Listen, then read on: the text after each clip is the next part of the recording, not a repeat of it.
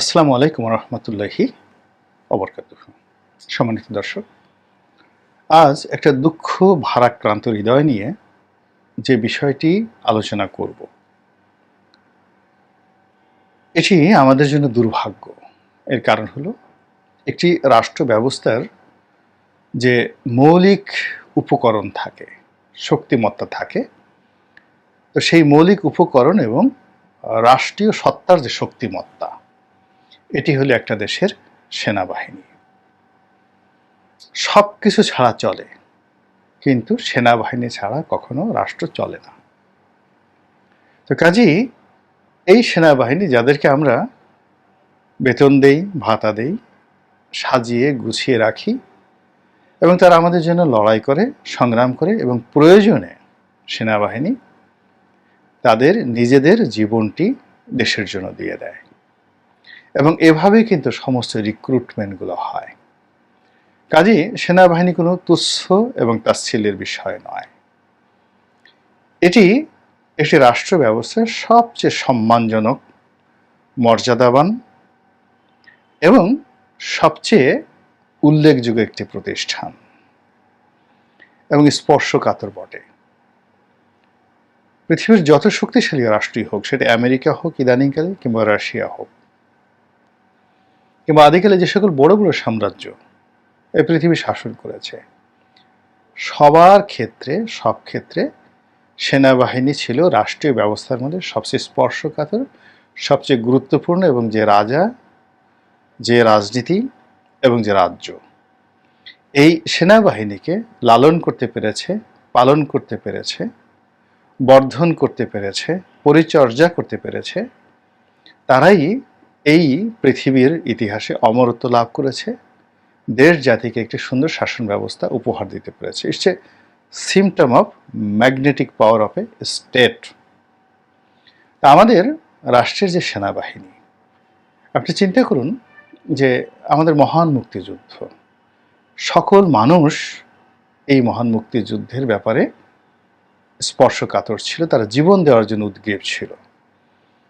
কিন্তু যেই মুহূর্তে পাকিস্তান সেনাবাহিনীতে কর্মরত আমাদের সন্তানেরা, গর্বিত সন্তানেরা বিদ্রোহ করেছে, সেখান থেকে বের হয়ে এসছে, এবং তারা যেই মুহূর্তে যুদ্ধের নেতৃত্ব দিয়েছে, অমনি একটি জনযুদ্ধ, একটি সিভিল ওয়ার, এটি পাকিস্তান সেনাবাহিনীর জন্য এক সপ্তাহের মধ্যে এটি দমন করা সম্ভব ছিল।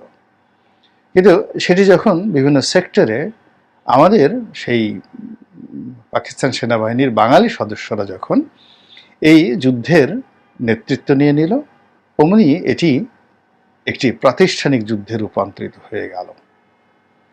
এবং নভেম্বর পর্যন্ত পুরো যুদ্ধের ময়দান, যুদ্ধের সেক্টর, এই বাঙালি সাধারণ জনতা, তাদের নেতৃত্বে বাংলাদেশের মুক্তিযুদ্ধকালীন সেনাবাহিনী, তারা সেই যুদ্ধ করে যুদ্ধের একেবারে জয়ের যখন 99% তারা সম্পন্ন করে ফেলেছে, তখন আন্তর্জাতিক চক্রান্তে ভারতীয় সেনাবাহিনী বাংলাদেশে ঢুকে এই পুরো যুদ্ধের প্রক্রিয়াটি এমনভাবে করেছে যে 90,000 পাকিস্তানি সৈন্য ভারতের কাছে আত্মসমর্পণ করেছে, এবং সমস্ত অস্ত্র, গোলা বারুদ, যুদ্ধার যে সকল উপকরণ রয়েছে, লজিস্টিক রয়েছে, সব কিছু ভারতের কাছে হস্তান্তরিত হয়েছে।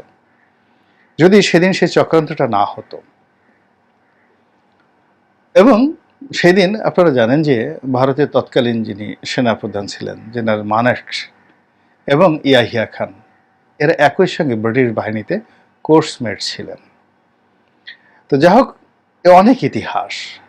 আর যদি সেটা আমাদের মুক্তিবাহিনীর নিকট, আমাদের সেনাবাহিনীর নিকট পাকিস্তানি সেনাবাহিনীর আত্মসমর্পণটি হতো, মানব জাতির ইতিহাসে একটি নতুন অধ্যায় রচিত হতো, এবং আমরা আরও অনেক কিছু পাকিস্তানের কাছ থেকে আদায় করে নিতে পারতাম ওই সময়টিতে। আমাদের সেন্ট্রাল ব্যাংকের রিজার্ভের একটা বিরাট অংশ, আমাদের অনেক অমীমাংসিত বিষয় এখনও পাকিস্তানের সঙ্গে রয়েছে, যেগুলো আমরা কেবলই মাত্র 16ই ডিসেম্বরের যে বিজয় দিবস, সেই বিজয় দিবসের পাকিস্তানি সেনাবাহিনীর যে আত্মসমর্পণ, সেটি ভারতীয় কর্তৃপক্ষের কাছে না হয়ে যদি বাংলাদেশ কর্তৃপক্ষের কাছে হতো। তো এই যে চক্রান্তটি, আন্তর্জাতিক চক্রান্তটি, এটি থেমে থাকেনি। এই চক্রান্ত হয়েছে বঙ্গবন্ধুর জামানাতে, এই চক্রান্ত হয়েছে খন্দকার মোশতাকের জামানাতে, চক্রান্ত হয়েছে জিয়াউর রহমানের জামানাতে, এরশাদের জামানাতে, সব জামানাতে। এবং এই চক্রান্তের ধারাবাহিকতায় আমাদের সেনাবাহিনীকে ক্রমশ দুর্বল থেকে দুর্বল এবং প্রশ্নবিদ্ধ করার জন্য আন্তর্জাতিক মহল যে দীর্ঘদিন প্রচেষ্টা চালিয়ে এসছে, সেই প্রচেষ্টা ইদানিংকালে আমরা স্পষ্টত দেখতে পাচ্ছি।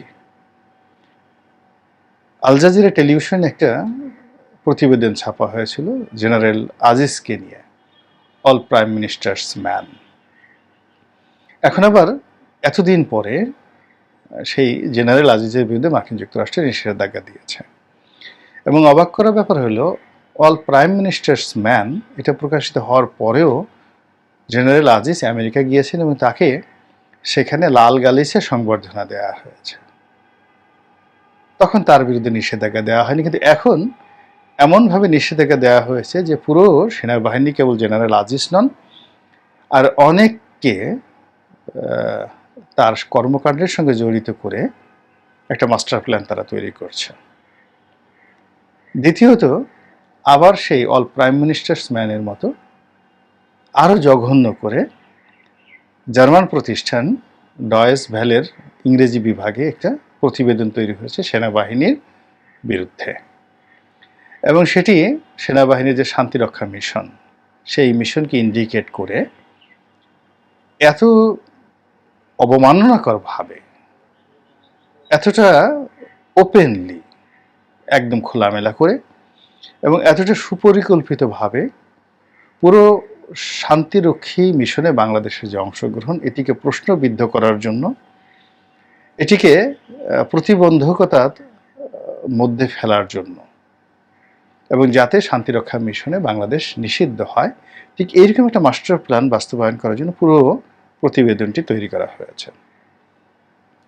এবং সেই প্রতিবেদনে যেটি দেখানোর চেষ্টা করা হয়েছে যে বাংলাদেশ সেনাবাহিনীর যে সকল কর্মকর্তা নির্বাচনের সঙ্গে জড়িত, যে সকল কর্মকর্তা র্যাবের দায়িত্ব পালন করেছেন, যে সকল কর্মকর্তা ঠিক দুর্নীতি করেছেন প্রেষণে অন্য জায়গায় নিয়োগপ্রাপ্ত হয়ে, তো এই সকল কর্মকর্তার যদি কমান্ডে থেকে তারা যে কোনো শান্তিরক্ষা মিশনে যান, সেখানে শান্তি না হয়ে পুরো শান্তি প্রক্রিয়াটি বিপজ্জনক হয়ে পড়ে। এই হলো মূল কথা। এখন এই মূল কথাকে কেন্দ্র করে যেদিন এই প্রতিবেদনটি ছাপা হলো, তার অল্প কয়েকদিনের মাথায় জাতিসংঘের পক্ষ থেকে বলা হলো যে অভিযোগ এসছে এটি তদন্ত করা হবে এবং অভিযোগ প্রমাণিত হলে তাদেরকে শান্তিরক্ষী মিশন থেকে বাদ দেওয়া হবে। খুবই জঘন্য একটি বিবৃতি, অবমাননাকর একটি বিবৃতি এবং খুবই কষ্টদায়ক। এবং ব্যক্তিগতভাবে আমি যদি সেনা প্রধান হতাম বা আমি যদি প্রধানমন্ত্রী হতাম, তাহলে জাতিসংঘের এই বিবৃতির সঙ্গে সঙ্গে আমি এই মিশনে যারা কর্মরত রয়েছে তাদেরকে ইমিডিয়েটলি 1 ঘন্টার মধ্যে আমি বাংলাদেশে নিয়ে আসতাম, 1 মিনিট দেরি করতাম না। তো যা হোক, এই জিনিসগুলো হওয়ার ফলে কি হলো, এই সকল কথাবার্তা যখন হচ্ছে তখন সেনাবাহিনীর ভিতরে জওয়ানদের মধ্যে, অফিসারদের মধ্যে সঙ্গতের কারণে একটি ভিন্ন মত আসবে। তাদের মধ্যে এক ধরনের অস্থিরতা কাজ করবে, হতোদ্যম কাজ করবে এবং ফ্রাস্ট্রেশন, একটা হতাশা কাজ করবে।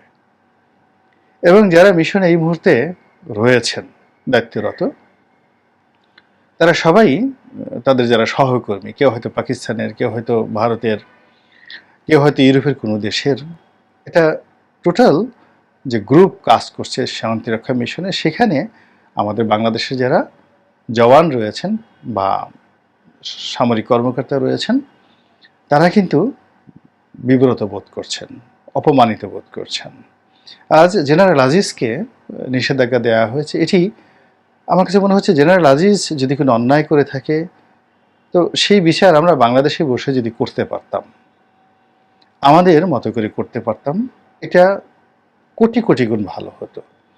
কিন্তু যখন এখন জেনারেল আজিজ সাবেক সেনাপ্রধান নিষিদ্ধ হয়ে বিভিন্ন জায়গাতে ছুটে বেড়াচ্ছেন, বক্তব্য দিচ্ছেন এবং অসহায়ত্ব প্রকাশ করছেন, কখনো হাসতে গিয়ে তার চোখ দিয়ে কান্নার একটা পরিবেশ সৃষ্টি হচ্ছে, নিজের সততা প্রমাণ করার জন্য তিনি নজিরবিহীন কথাবার্তা বলছেন এবং প্রতিক্রিয়া দেখাচ্ছেন।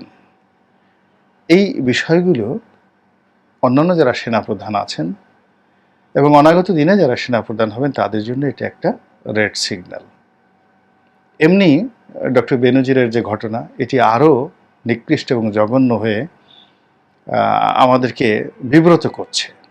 তার উপর সেনাপ্রধানের এই ঘটনা এবং তার সঙ্গে সঙ্গে আবার ডয়েজ ভ্যালির এই রিপোর্ট। তো একটি আল জাজিরার প্রতিবেদনে, যদি আল জাজিরা মূলত পশ্চিমারা পছন্দ করে না, পশ্চিমাদের বিরুদ্ধ একটি গণমাধ্যম, তো সেই আল জাজিরার প্রতিবেদনের উপর ভিত্তি করে হুবহু আল জাজিরা যেভাবে বলেছে ওভাবে কিন্তু জেনারেল আজিজকে টার্গেট করে নিষেধাজ্ঞা জারি করা হয়েছে জেনারেল আজিজ এবং তার পরিবারের বিরুদ্ধে। তো সেখানে আমেরিকা এবং পশ্চিমাদের মিত্র জার্মানি এবং জার্মানির সবচেয়ে প্রভাবশালী প্রতিষ্ঠান এবং সারা দুনিয়ার যেই কয়টি প্রতিষ্ঠান রয়েছে 1, 2, 3 প্রভাবশালী গণমাধ্যম, তার মধ্যে ডয়েজ ভ্যালে প্রধানতম। তো সেই ডয়েজ ভ্যালিতে যখন পুরো সেনাবাহিনীর বিরুদ্ধে এরকম একটি প্রতিবেদন হয়, আপনি কি আন্দাজ করতে পারছেন যে সেনাবাহিনীকে নিয়ে চক্রান্ত হচ্ছে? এবং আল জাজিরার রিপোর্টে যদি এরকম একটা নিষেধাজ্ঞা আসতে পারে জেনারেল আজিজের বিরুদ্ধে, তাহলে ডয়েজ ভ্যালের রিপোর্টে সেনাবাহিনীর বিরুদ্ধে কি হতে পারে? এই বিষয়গুলো নিয়ে আমাদের খুব দ্রুত চিন্তা করতে হবে এবং খোলামেলা এই বিষয়গুলো নিয়ে আলোচনা করতে হবে। এইগুলো নিয়ে লজ্জা পেলে হবে না, এড়িয়ে গেলে হবে না। আমাদের বুঝতে হবে যে আমাদের এই সেনাবাহিনীদেরকে যদি জাগ্রত রাখতে হয়, তাদের মনোবল চাঙ্গা রাখতে হয়, তাহলে আমাদের এই মুহূর্তে বুলেট আকারে কতগুলো চৌম্বক প্রকৃতির সিদ্ধান্ত নিতে হবে। রাষ্ট্র যদি সেই সিদ্ধান্ত নিতে না পারে, তাহলে আলটিমেটলি আমাদের সেনাবাহিনীর যে শক্তিমত্তা এবং এদের যে পারস্পরিক যে সম্পর্ক রয়েছে, এদের মধ্যে যে অ্যাডাপশন পাওয়ার রয়েছে, রিলেটিভিটি রয়েছে, পুরো জিনিসগুলো নষ্ট হয়ে যাবে। আর তাই যদি হয়, সেনাবাহিনী যদি দুর্বল হয়, আমাদের বিজিবি অটোমেটিক দুর্বল হয়ে পড়বে, র্যাব দুর্বল হয়ে পড়বে, পুলিশ দুর্বল হয়ে পড়বে, আর সরকারের কোনো অস্তিত্বই থাকবে না। আর এই জিনিসগুলো যদি বাংলাদেশে ঘটে, এই মুহূর্তে ধরেন সরকার ফেল করেছে, সেনাবাহিনী দুর্বল হয়ে গেছে, পুলিশ কোনো কাজ করতে পারছে না, র্যাব নিষ্ক্রিয় হয়ে পড়েছে, তাহলে একবার একটু চিন্তা করে দেখেন তো যে ইমিডিয়েট যে লাভ কারা হবে, কারা পাবে, আর সবচেয়ে বেশি ক্ষতি হবে কাদের?